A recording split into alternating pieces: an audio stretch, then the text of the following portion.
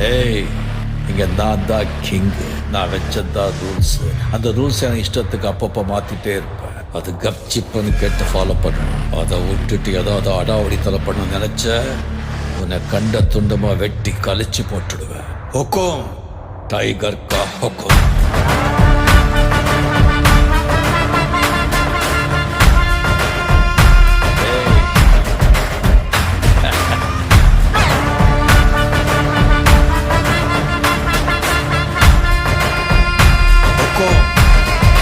tiger